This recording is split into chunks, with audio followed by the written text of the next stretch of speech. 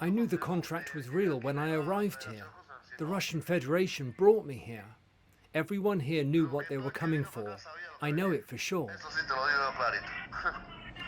Former bricklayer Enrique Gonzalez is one of many Cubans who say they were recruited by Russia to fight in the war in Ukraine.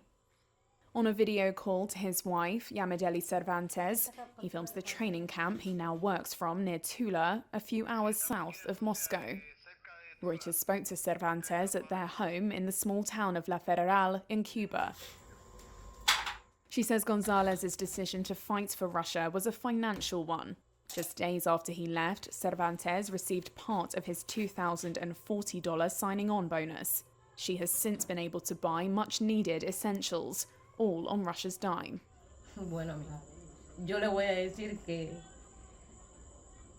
I am going to say that necessity is what is driving this. If we weren't so much in need, I am sure these men wouldn't have gone. So you work and work and work. My husband worked alone without any assistance. He used to say, I work in bricklaying alone because I would rather give you the money that I would give to someone to get help and tell him what to do. He worked very hard. One day he said, I can't bear this anymore. I asked, what happened? He said, no worries. I know what I will do, but I can't bear this anymore. Russia didn't immediately respond to questions about Cubans being recruited for their military. The Cuban government didn't respond to queries for this story either. The Caribbean island is economically stricken and communist-run. National data shows the sign-on bonus Gonzalez received is over 100 times the average monthly state salary in Cuba of just $17.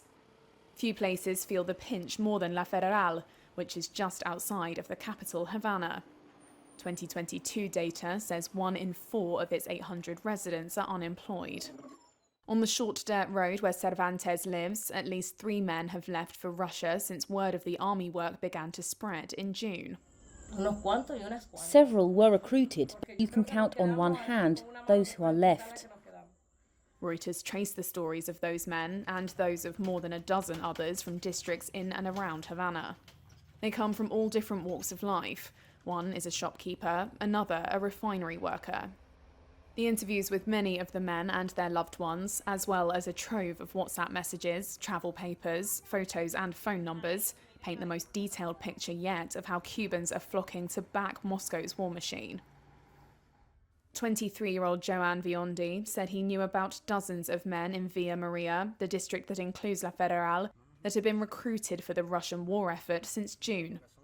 He showed Reuters WhatsApp messages with someone called Diana, who he says is a Russian recruiter. Biondi kept in touch with multiple friends who had signed contracts with the Russian army. As far as he knew, they were fine. Most, he said, were now in Ukraine.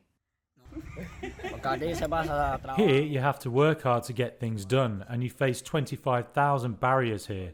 For this reason, everybody said, I choose this so that I don't die of hunger in Cuba. They perfectly knew where they were going. I perfectly knew where I was going too. Despite his initial enthusiasm, Biondi became anxious about going to Russia and cut contact with the recruiter. But Diana was mentioned as a key contact by most of the people Reuters spoke with. All 9 recruits identified by Reuters signed up to fight in the war. Reuters was unable to reach Diana for comment and couldn't confirm her full name. News of Cubans ending up in the Russian military emerged in September when the government, a long-standing ally of Russia, said it had arrested 17 people linked to a human trafficking ring that lured Cubans to fight for Moscow. Reuters could not establish the identities of those involved in the alleged trafficking ring or when and whether they were arrested. Cuba has sent mixed messages about its citizens fighting for Russia. In early September, it said it was illegal for its citizens to fight for a foreign army, punishable by life in prison.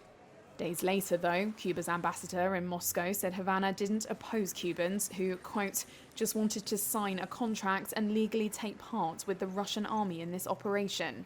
Cuba has since reiterated that citizens were prohibited from fighting as war mercenaries.